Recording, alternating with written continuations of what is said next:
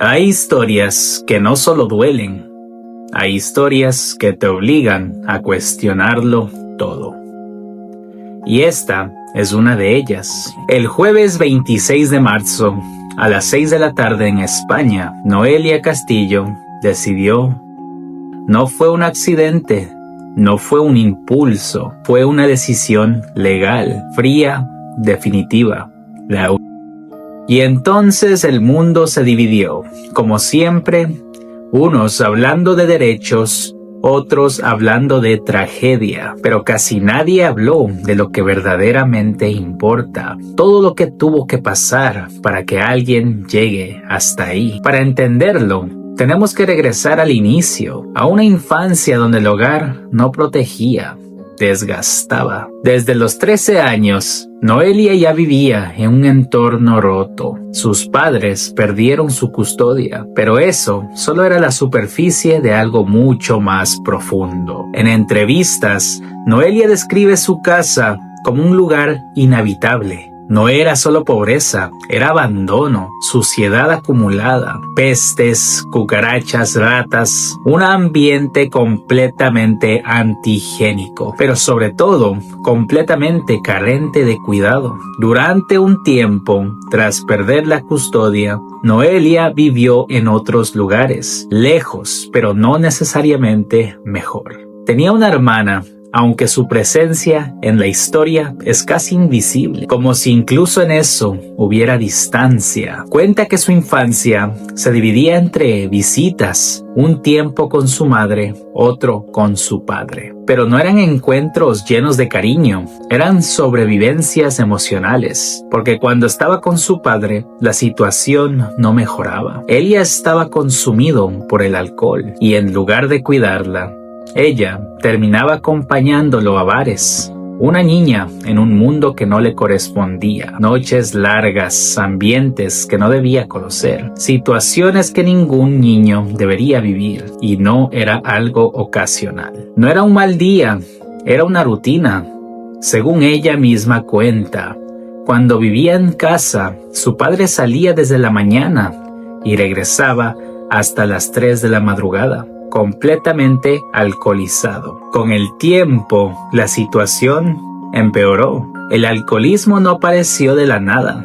Fue creciendo poco a poco, hasta que se le sumó otras adicciones. La ludopatía, las apuestas, el juego, y entonces el problema ya no era solo emocional, también era económico.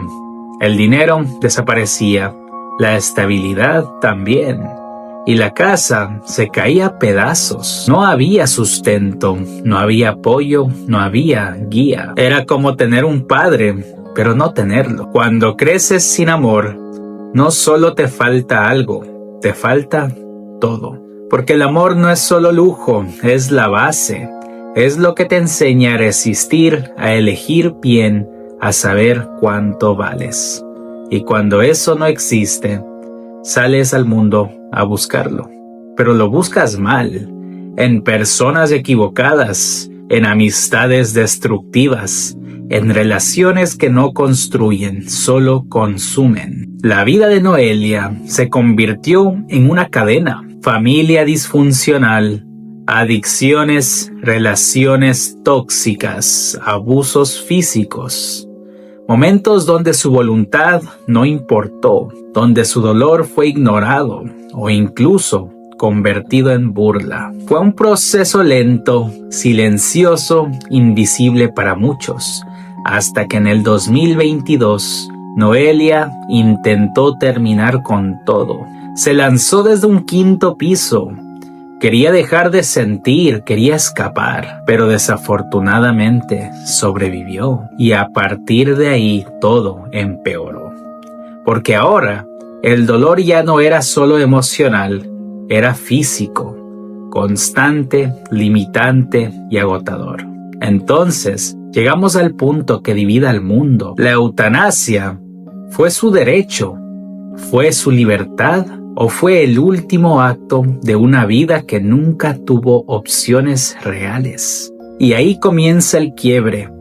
Seres humanos que ya no se sienten compatibles con la vida. Personas que no encuentran sentido, que sustituyen el amor por lo superficial, que cambian la conexión real por lo inmediato. Un mundo donde todo se consume, incluso las emociones. Y entonces pasa lo inevitable. Fracasa la felicidad, fracasa la libertad, fracasa la vida. Por eso, este caso no se puede analizar desde la comodidad, porque es fácil opinar cuando tienes salud. Es fácil hablar de decisiones cuando no estás sufriendo, porque más allá de la decisión final, hay algo que no podemos ignorar, todo lo que falló antes. ¿Dónde estuvo la familia? ¿Dónde estuvo el apoyo? ¿Dónde estuvo el sistema? Porque si una persona llega al punto de elegir morir, quizás no es solo porque quiere morir. Quizás es porque nunca encontró razones suficientes para quedarse.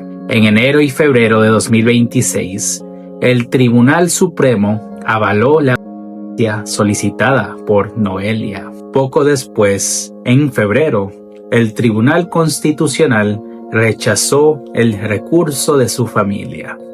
El intento de su padre para detenerla había fallado. Desde ese momento ya era un hecho, pero hay un detalle que lo cambia todo. Noelia no quería que su familia estuviera presente en el momento exacto. Quería despedirse, pero no ser vista. Así que cuando llegó el momento de la inyección, ellos salieron sola. Su padre no estuvo ahí, ni siquiera asistió. Según declaraciones, ni siquiera quería hacerse cargo del entierro. Y lo más duro es que días antes fue a verla y en lugar de consolarla, le dijo algo que pesa más que cualquier silencio. Esto lo empezaste tú y tú lo terminas. Palabras que no acompañan, que no sanan, que hieren. Mientras tanto, su madre solo podía decir una cosa: déjala en paz, ya tomó su decisión. Porque si Noelia decidió, porque al final, más allá de leyes, tribunales y decisiones, hay una verdad que no podemos ignorar. Una vida sin amor es una vida que se apaga lentamente. Y entonces, la pregunta deja de ser legal, deja de ser médica, se vuelve humana. ¿Fue la humanidad un derecho o el último acto de una tragedia que nadie supo detener? Te leo abajo, y si esto te tocó, compártelo. Alguien lo necesita hoy.